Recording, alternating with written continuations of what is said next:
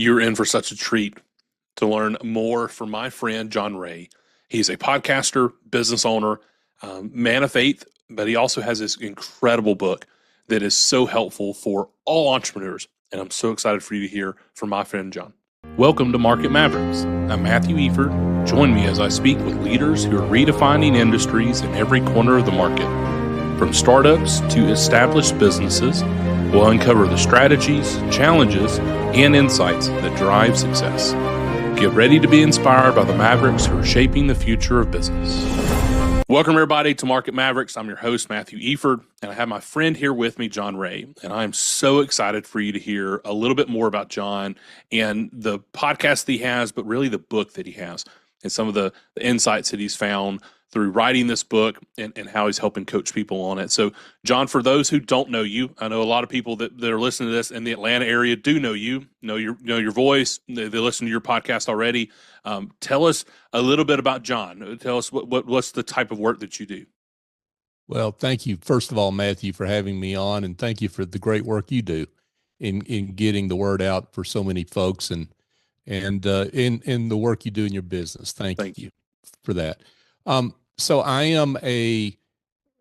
have maybe two big roles, if you will, in terms of my work. I am a business advisor, consultant, coach, depending on the scope, I guess, of the client. Sure. I do a lot of work in helping business owners with their pricing, particularly those that are in the services world. And essentially what they're pricing is their expertise. It's their pricing what's between their ears. Yeah, preach it. Times, right? Preach. Amen. So particularly those consultants, coaches, attorneys, CPAs, the ones that are really expertise, but it really gets into a lot of different businesses where client perceived value and your value of what you provide is different. Sure. And if you understand how it's different and different in a good way that favors you, then you can price better. And since pricing's the fastest way to change your bottom line, that's a really good thing. So I'm passionate about that. Amen. And I'm passionate about it, Matthew, because I made all the mistakes when I got in business. Okay. So I've got like all the t-shirts in my drawer that I could pull out and show you. But I'm a podcaster like you. I am the host of North Fulton Business Radio. We just did our 850th episode. Congratulations. It's fantastic.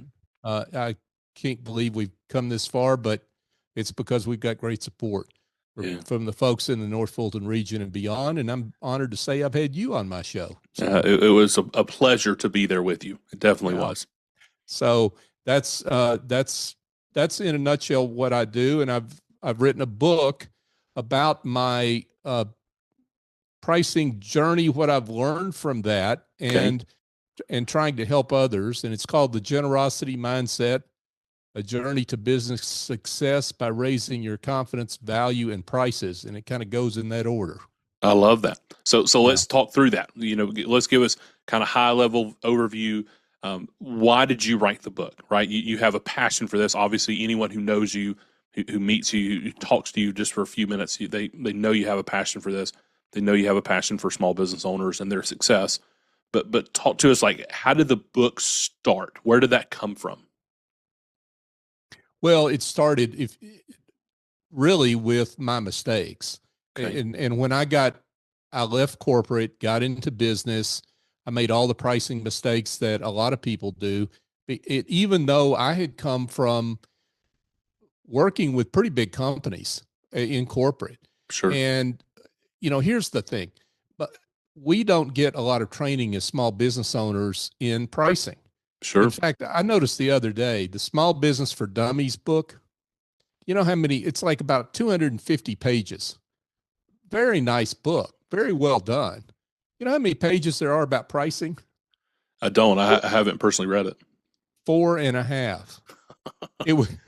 You could read those pages in just a few minutes, Matt, right? And you already know everything that's in there about pricing. The point of the story is that we do not, as business owners, get a lot of training have a lot of access to resources Sure. around how to price our services. And this is a problem because, as I said, pricing is the fastest way to change your bottom line. So I got passionate about this from my own mistakes, and I wanted to learn, and I learned wherever I could. And over time, it eventually evolved into me working with my clients and Okay. and about pricing, and then to the book itself.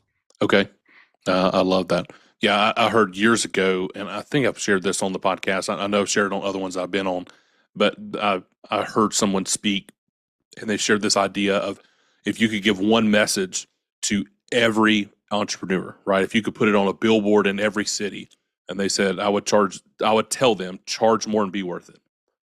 And it's just this idea that as business owners, right, we get so caught in our mind, we get so caught in our head of the expertise, that exactly what you're saying, the expertise that we can provide to someone, the amount of value there. We are not a commodity. It's not. It's not a commodity process. So if you're selling widgets, that it's a commodity and there's 50 different brands of them, sure. But when you are providing a level of service and expertise, you should charge more and be worth it. Be worth the additional expense, because then, which I know you get into your book, there's so many things you can do with that, right? As a man of faith, there's so many things that I can do with that. I believe my businesses are an avenue for ministry, relationally and financially. That's the way that I see my organizations. So I move forward in the world that way. But also, it just allows you to invest in your team, in your people, in your community, and if you're a person of faith, into your church or the organization as a whole. It just allows you to do that. So talk to us, John, a little bit more about the book. So you had this desire to help other people. How long did it take you to write the book?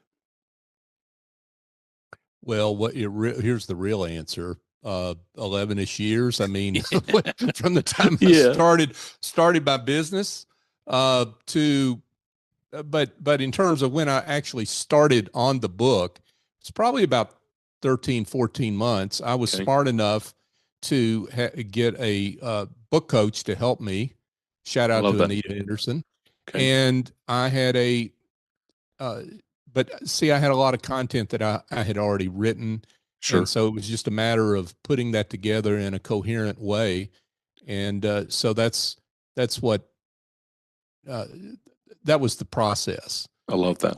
Yeah. One thing I want to add to what you said. Yeah, please go ahead. Yeah, please.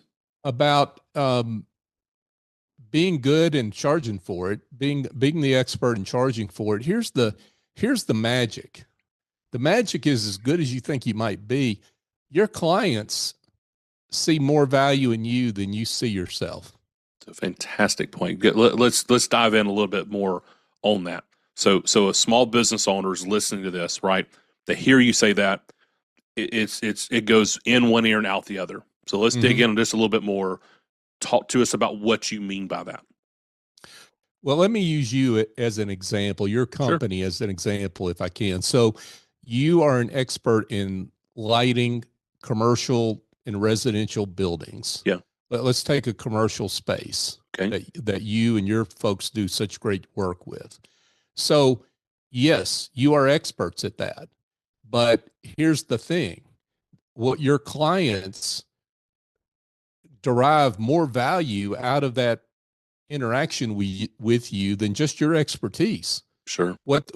Think about the pride that they look at their business as they drive by at night. Sure. It's a great point.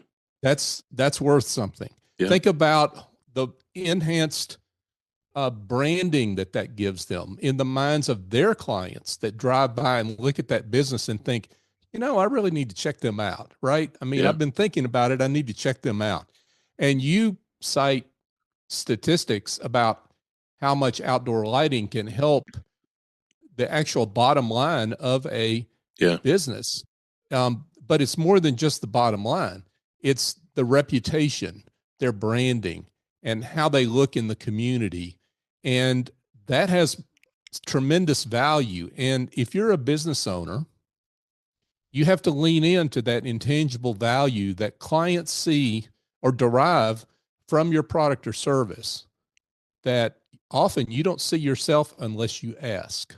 Love unless that. you get familiar with what's going on in the minds of your clients.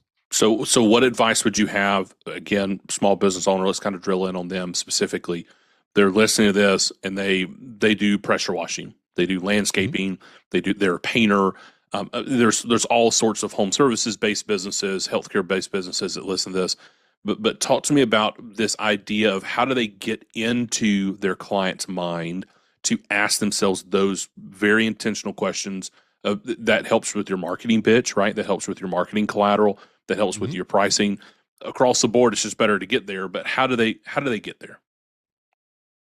It's really being inquisitive Okay, and asking questions of your client. It's having a value conversation. Now, that's a term that I didn't come up with. That's been around a while. sure, But the idea of having a value conversation is simply this, is to understand the value that clients see in your work that you don't see yourself. And specifically the value of outcomes that you deliver.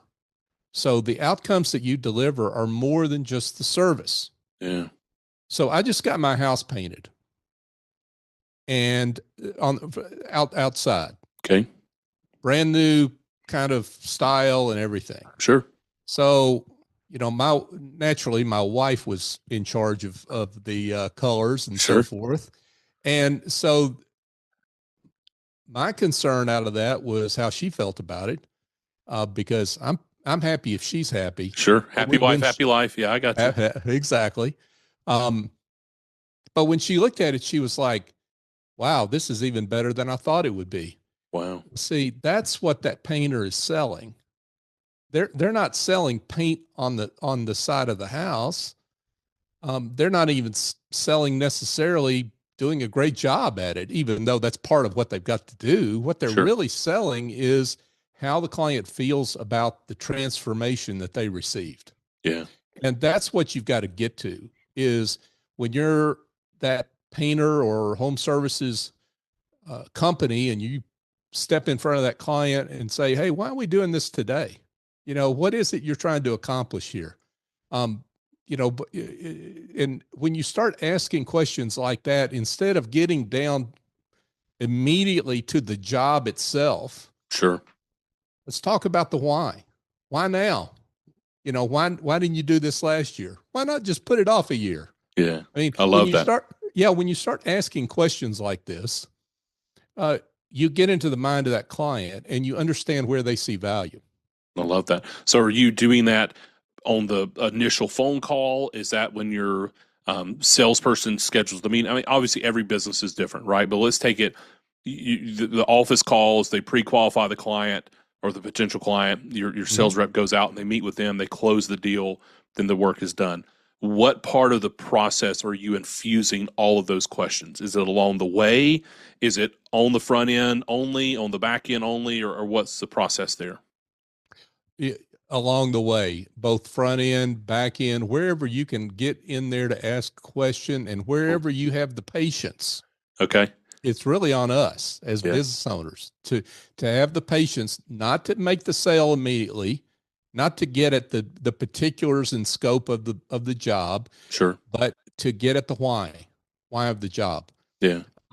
Let me give you an example that goes the wrong way. Okay. Yeah, Something please. that happened to me a few years ago, and I think I have it in the story in the book. But um, the I had a garage door problem one morning, Okay. and long story short, my wife teaches school, and I had to take her to school. And on the way, she was like, "Now you're going to get that fixed before I get home, right?" And I'm like, "Oh, absolutely." Well, of course, by noon, I've done nothing. And typical man, right? I've Sure. done nothing. And so she texts me and says, "How's the garage door coming?" And I said, "Well, it's fine." And of course, she knows what that means, right? Yeah. She knows Yeah. what that answer means. And she texted me back and said, "If that garage door is not fixed this afternoon, I'm not sleeping in that house tonight." So, needless to say, I was a motivated client. Sure. So I call a garage door provider and didn't know the guy. He didn't know me, and I'd sent him some pictures, and he said, "I could get out there this afternoon." And I'm like, really? That's fantastic. And I said, what will you charge me? And this was several years ago, so the pricing is a lot different than it is today. But Sure. he said, well, I'll tell you, I'll charge you $1,200, replace the door. But if you pay cash, I'll send you 800, or I'll charge you 800. Okay. Wow. That is wrong on so many levels. Oh yeah. I mean, instead of saying to me, first of all, taking cash, instead of the 1,200, he's better off like charging me a better price and paying the taxes on it than he is trying to avoid the tax. Amen. Taxes, right? Amen. So there's number one. But beyond that, he never bothered to say, "Hey, what's the issue?" You know, Yeah. like why do you have to get this done today? And if I had told him, my wife's going to kill me if this garage door is not done, then he could have said to me, you know, he says, we've got this pricing, let's say $1,200, and we'll get it done in 3 days. Sure. Rush pricing, we'll get out there this afternoon. He could have charged me, I mean, whatever he told me to within reason, I would have paid. I don't know Sure. what it costs to install Sure. a new garage door, right? I mean, the point is he didn't even bother to ask. Yeah. I think it's a fantastic point. And what you just said there at the end, right? I mean, your customers, they're not looking at, okay, the profit value of this one job, right? Mhm. They're looking at, can this problem be solved? Okay. Now, obviously, you've got to work through your marketing strategy. You've got to work through your pricing strategy.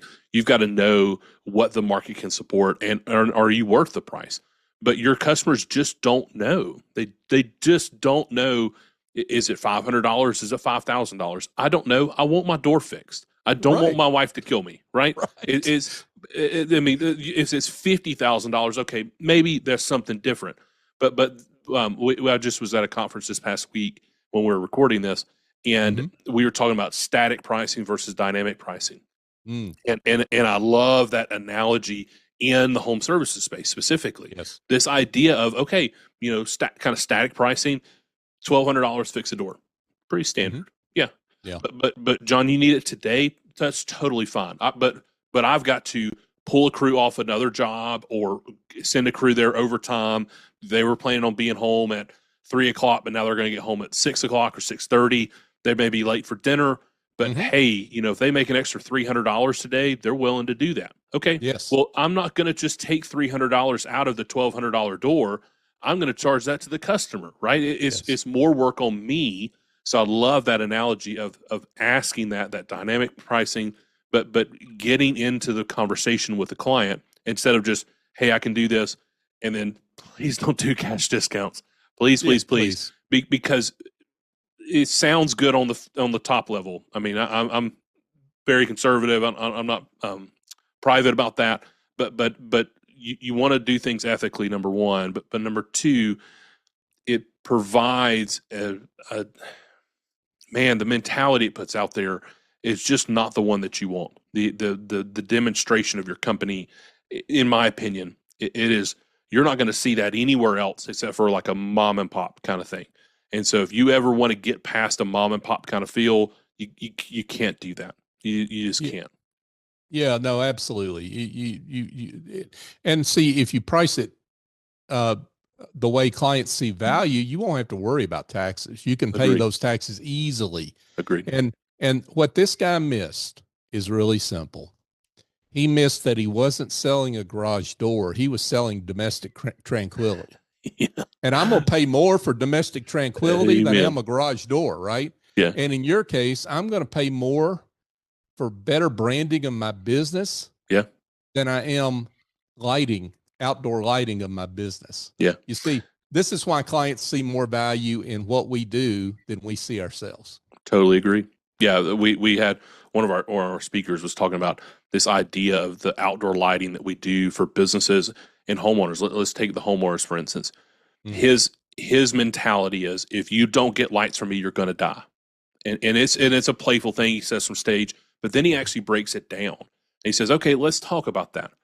He talks into some of the numbers of if they go with a competitor and they use cheaper products, it doesn't work, or they just don't make a decision. What are the homes that are most likely broken into? This is not a scare tactic. It's just his mentality. What are the homes that are most likely broken into? What are the businesses that are most likely broken into? The ones that are dark. They don't have any lights on. They don't have any security system. They're the ones broken into. What happens normally when a house is dark and somebody breaks into it in your home? There's an altercation. Normally, it doesn't end well for the homeowner, right? Right. So right. he looks at it from that perspective of when somebody calls me, I can be saving their life. And Wow. what it does is it gives him this whole different boost when he's talking to somebody about his product, about his service. We talk about with one of our businesses, Mosquito Joe, that we are hope dealers. We're providing hope to families because we make outside fun again.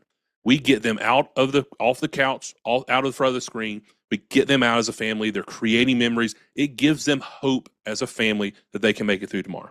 That's what we do. So getting that messaging across is so important. I love that so much. So talk to me a little bit more about the book. You've kind of referenced. So next steps for a business owner, they hear this and they say, okay, I've got to change prices. What is kind of the next step there? They've asked some questions. They get to understand their clients a little bit better, but just kind of their overall pricing structure. What advice would you have? Yeah. So once you get into understanding why clients are buying from you and what their where they see intangible value, then it's about, okay, what's that worth to you? Yeah. What's domestic tranquility worth to John Ray? Yeah. Well, it's worth a whole lot more than $800. I can tell you that. Amen. So this dude that only charged me $800 of cash could have gotten a lot higher price if we'd been talking about that. And instead, and if he had been saying to me, I can get out there this afternoon and I can save your bacon. And that would have meant a lot to me in terms of the check I would have written him. Sure. So the point is, it's about return on value. Okay. And return on client perceived value. And if you can make it clear to clients, and every business is a little different, right? Sure. But if you can make it tangible to clients, that client perceived value that they see, not what you see, but what they've identified themselves because of your questions and because of the conversation that you've had, that client perceived value is significantly greater than the price you're going to charge, then you're going to be able to get that price. And you're also going to see that, I can raise my price. Yeah.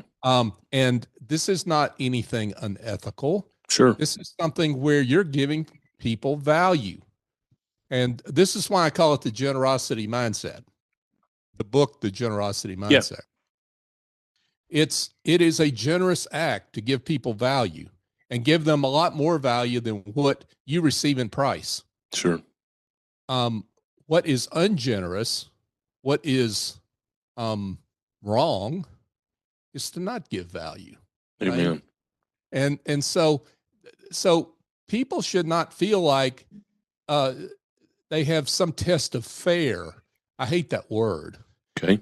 This is not about fairness. This is about seeing where clients see value, delivering that value, making them happy because you delivered that value, and charging a price that still gives them a great return on the price that they paid, on the investment they made in you. I love that. Yeah, I love that so much, and I hope that every business owner that's listening to this will go back and listen to this, and that they'll get your book. So let me do a plug for your book real quick. How does somebody get a hold of your book? Where can they find it? Where can they get it? Sure. Go to thegenerositymindset.com to learn more about the book. You can also find links to really where any book is sold. I mean, physical or online, you can buy the book. So I'll save you some time. You go down to if you support your local bookstore, go order it from there, or online, whatever your online retailer is, you can buy it pretty much anywhere. Okay, perfect. Yeah, I'll make sure it's in the show notes too. Yeah. So John, talk to me when you're consulting with a client, right? And you get their pricing, their pricing fixed, or at least better, right? Nothing's ever perfectly fixed. but you get them in a trajectory that's in a direction that they need to be.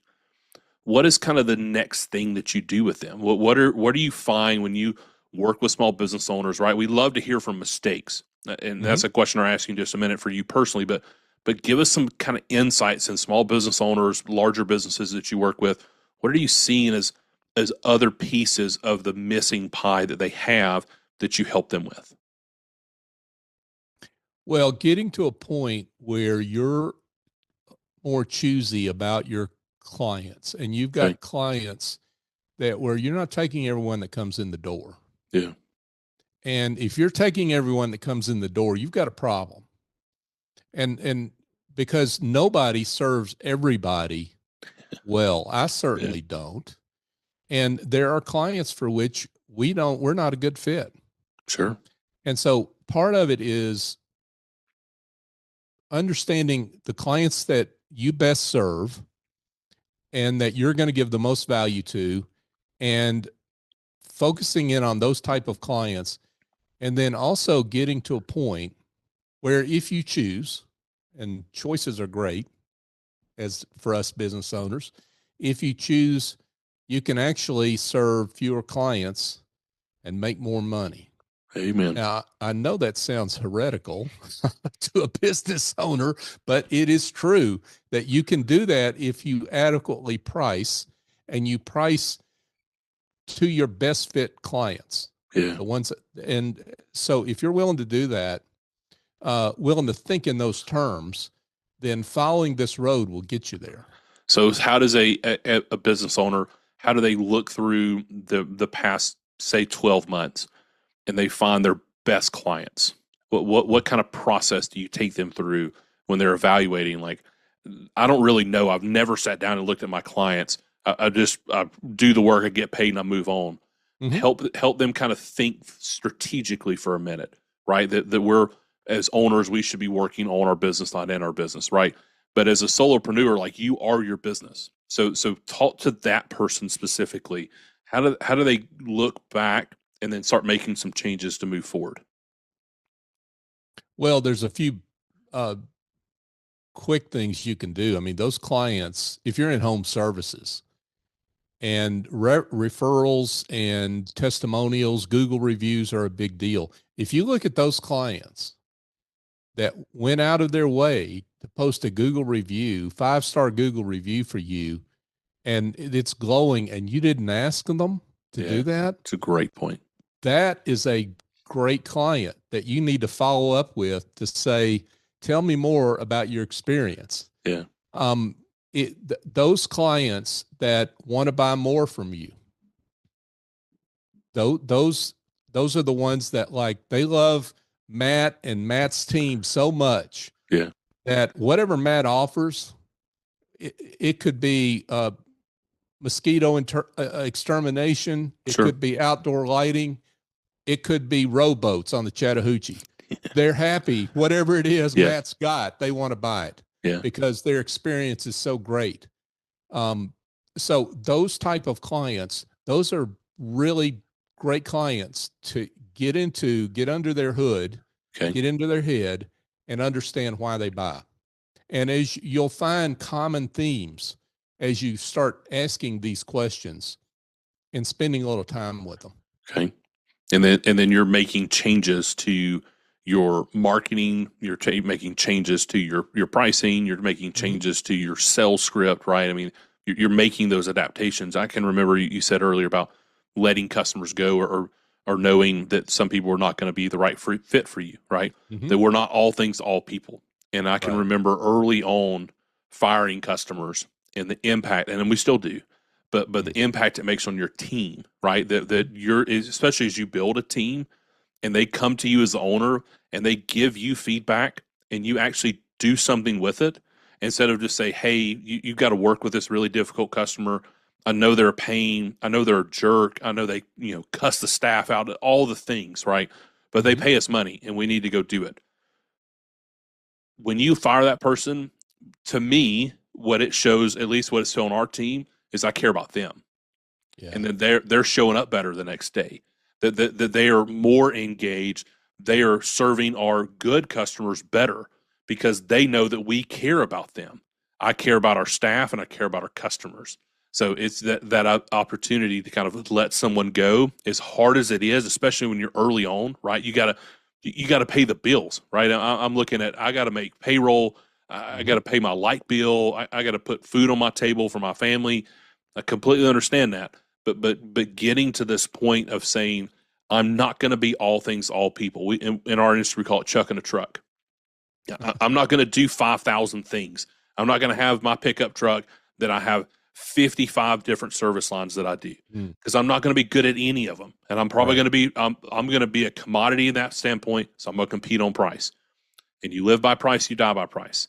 So, so talk to us about, they've gotten that they're establishing more of their culture of their ideal client. Are there any great questions? I know you've kind of referenced a couple of them. I just want to kind of pull those back out. Any specific questions you love to kind of ask those high-end clients, those 5-star Google review clients, the ones that are naturally referring you, to get more information about them? Yeah, I mean, one question you can ask is, what were you thinking when you hired us? What stood out for you when you hired us? Sure. And then after we got done, what emotions did you have about it? Love that.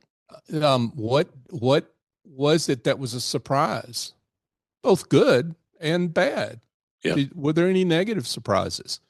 And were there any negative surprises that everything else just overwhelmed, that you didn't even mention it? Yeah. Because otherwise our service was excellent. I mean, when you start asking these questions, and then follow on with, so what does that mean to you? What does it mean to you that we got the job done faster than we would have otherwise? Yeah. Than with what we told you? What did that allow you to do that you couldn't have done otherwise? I mean, when you ask these follow-on questions, what does that mean? How did that help you? How did that transform what you were doing in your business, or, in your life? What did that mean to your spouse? I love questions about spouses. Okay. That's a great point. Yeah. Yeah. How does your spouse feel about this? Sure. I mean, when you're able to get into the heads of folks like that, then you start getting common themes. And what this enables you also to do, and this is one thing I talk about in the book, is offer options to clients. And this is powerful. Sure. Because people like choice. So go back to the garage door guy. I mean, a garage door is pretty much a garage door once I picked which one I wanted. Sure. But he can differentiate his offering through timing. How fast you want it done. If you're really trying to save money, I'll give you the week ahead install. Sure. Right? If you're a premium client and you want it done today, then that's the premium price. And you could differentiate based on who does the work. I'm the owner. If you want me to come out and do it, I'll do it, but it's going to cost you more. Sure. If you want me on site all the time, it's going to cost you more. If you want it done faster, it's going to cost you more. In other words, there's a lot of different ways the service is delivered that, if you think about it, you can offer clients options and let them pick. I love that. Yeah, I think that's fantastic. And it gives some control back to your clients, right? It's their home. It's their project. We, as the provider, we should be servicing them the best way that we can. And so for you, let's go back to your example, right? For you, John, it was, I need it done today. Right. I don't need it done next week. I need it today. Mm-hmm. But sometimes you're not in that boat. Sometimes next week's fine. I don't have to have it done today. But if you're only giving them, I can do it today, and it's going to be 3 times what it would normally be, you're probably going to lose a lot of clients. But it gives you that opportunity to say, hey, what is going to work best for you? Here's my availability. Here's the way it's priced. If you need it sooner, this is what it's priced. If you want it later, this is what it's priced. That's totally fine. And it's a fantastic distinction. Do you get into anything like bundling services. Mhm. Can you talk to any kind of part of that? Because I know some of the folks that listen to this, they have multiple service lines, which is totally fine. But Mhm. talk to us about kind of bundling services together, maybe a gold, silver, bronze, or different ways to kind of describe your service offerings. Yeah, absolutely. And it's really it's what you might call a good, better, best model.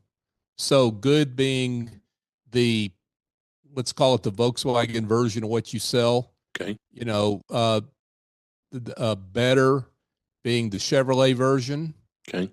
and best being the Lexus version. Yeah. I mean that and that you want look at an airplane or airline, Delta Airlines, let's say, Sure. and they've got first class, business class, coach. Yeah. Now It's a they fantastic one.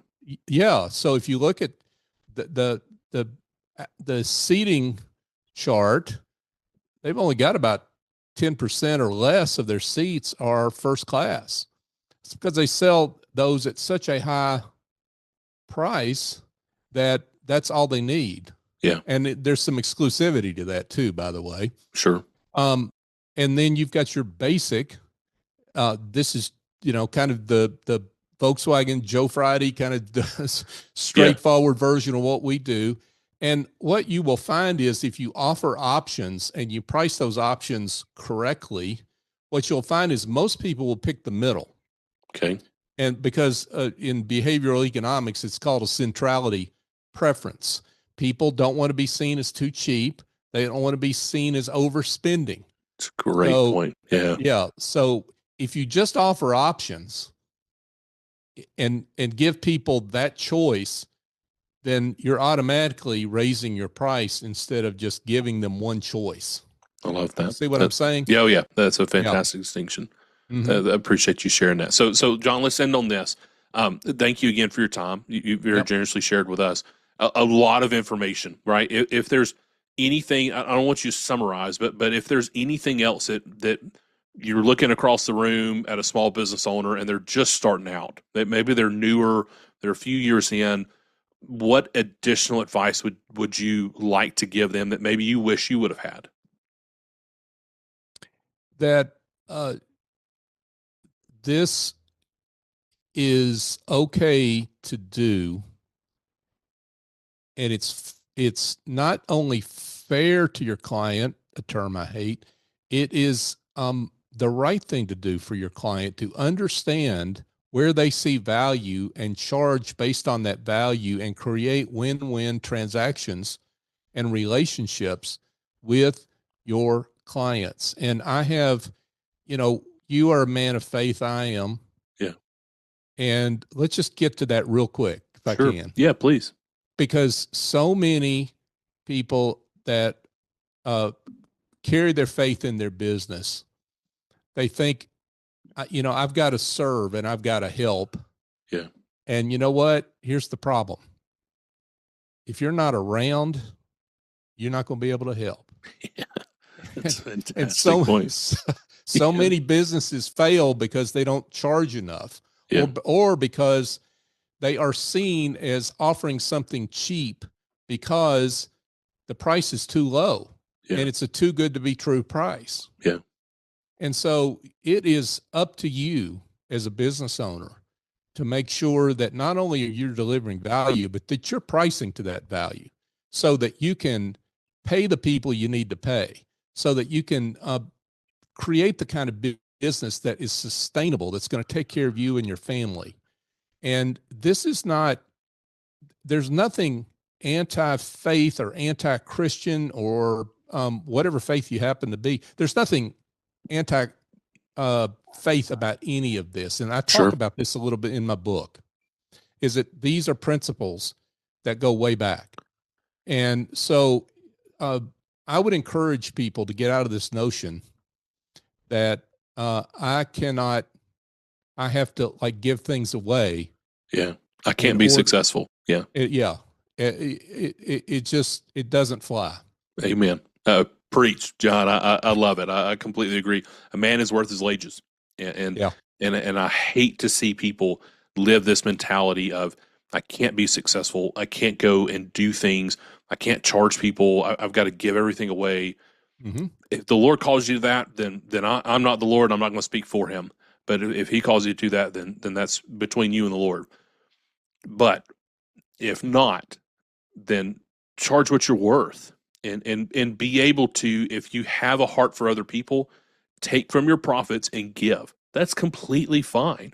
There's absolutely nothing wrong with that. An organization that you and I both love, Chick-fil-A, right? I mean, the Cathys in the Atlanta area and really throughout the country, and really actually worldwide, they're some of the most generous people, and they sell really good chicken, and they have built an incredible brand. And the amount that they give away, I've heard estimates. I don't even want to share, but it is a lot of money that they are able to give away. It's amazing. But they build a business, and they charge more. You spend more money at Chick-fil-A than you do at McDonald's, but they charge more, and they're worth it. And then on the back end, they can get to be able to do a lot. What were you going to say, John, to close this out? I was going to point that out. Just what you said is that you can't find the cheapest chicken sandwich at Chick-fil-A. No, you can't.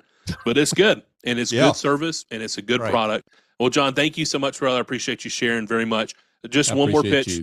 How can people get in touch with you? Please don't give out your cell phone number, but how can somebody follow along with John, your podcast, your book, your website? Can you kind of run through those real quick one more time? Thank you, Matt. And thanks again for having me on. I'm grateful to you. So my website is johnray.co. That's .co. So JOHNRAY.co. You can, LinkedIn is where I post a lot of information, commentary around pricing and value. So you can follow me there. John Ray 1 is the place to go there. Again, to find out more about my book, thegenerositymindset.com. And feel free to email me, john@johnray.co. That's perfect. Well, John, brother, again, I appreciate you. Appreciate what you're doing in the marketplace, how you're serving folks. Thank you, everybody, for being a part and following along here at Market Mavericks. We'll see you soon. Thank you for joining us on this episode of Market Mavericks. We hope you're walking away inspired and ready to take your own adventure to the next level. Don't forget to follow the show to keep up with our latest episodes. And if you enjoyed today's conversation, make sure to subscribe, share it with others who could benefit. And hey, if you know a market maverick who has a story that needs to be heard, please drop their name in the comments. We would love to bring their insights to the show. Until next time, keep pushing boundaries and leading with purpose.